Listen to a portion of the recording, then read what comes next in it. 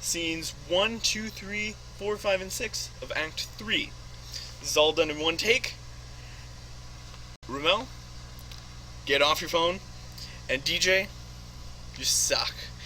Okay, so, in scene 1, we have Banquo beginning to question how Macbeth was able to become king and whether or not he did some dirty deeds in order to get it.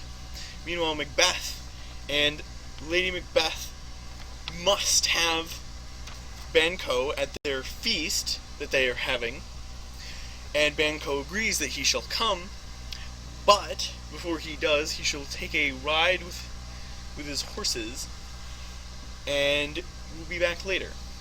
So Macbeth begins to worry about the idea of Fleance, Banquo's son, becoming king, so he then decides to murder Banquo and his son, while also planning a feast. So, in Act 2, you can see that Banquo hires 2 men to do this job, and then hires a 3rd person to do this job with them. This sort of upsets the first 2 guys, and they're kind of tipped off that Macbeth doesn't trust them to do the job. And then, later in the scene, Macbeth is very worried. He is unable to sleep, and feels very guilty for his deeds of becoming king with his very lovely crown. And Lady Macbeth, with her pitchforks and devil horns, convinces Macbeth that it is okay. And the last notable thing that happens in the scene is that Macbeth hints at, but does not specifically tell his wife, that he has sent men out to kill Fleance. So, scene 3 is pretty quick. It's just a sort of, hey, these men are going to kill Banquo and Fleance.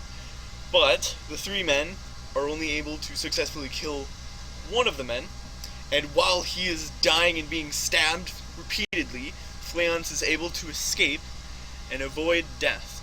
And he's gone for the rest of the play. As far as we know, after the play is over, he becomes king after a while. But in scene 3, we have the actual dinner going on with all of the thanes of Scotland, and Macbeth notices that there's not a seat for him. So, he's wondering, well, where am I going to sit?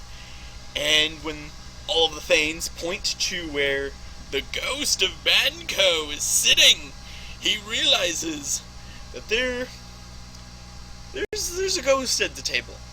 And Macbeth begins to very much freak out, and Lady Macbeth pulls a 180 and tells everybody that this is normal for Macbeth, and that if everybody else at this table acts normal, even the guys down here, that Macbeth will go back to normal as well. And Banquo's ghost disappears, and Macbeth says that they should give a toast to Banquo, and then suddenly his ghost reappears, and Macbeth is flabbergasted by this information and is freaking out all over the place. And Lady Macbeth pulls the same thing again.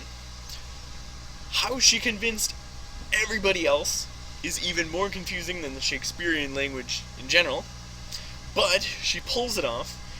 Macbeth almost admits that he killed Duncan, and decides that he is going to go and speak with the witches about the events to come and where Fleance is. So, Act 5 mainly is all about Hecate, the goddess. Hecate, the goddess of witchcraft and other evil deeds, is angry at the 3 witches, knows how big she is compared to them, for tampering with Macbeth and changing the future. However, due to how far that the witches have gotten, Hecate decides that she is going to help them out and become the boss of this sort of operation. And they decide that they are going to plot for how the next day is going to go and what will happen. And in the final scene of Act 6, we have Lennox talking to one of the lords about how he also is beginning to not trust the king, Macbeth, and perhaps he's not really trustful. Meanwhile, the Lord himself is actually bringing up that Macduff has gone off to England, to Britain, to tell Malcolm here that he should rally his troops and invade Scotland. However, this has not happened yet. This is merely the Lord just telling Lennox this has happened. So, that is Act 3, and I hope you enjoyed it. I did do a couple takes of this, but that was all in one go. So, I tried my best to sort of illustrate what was going on with MS Paint. Can't be that great at MS Paint, though. So, thank you for watching.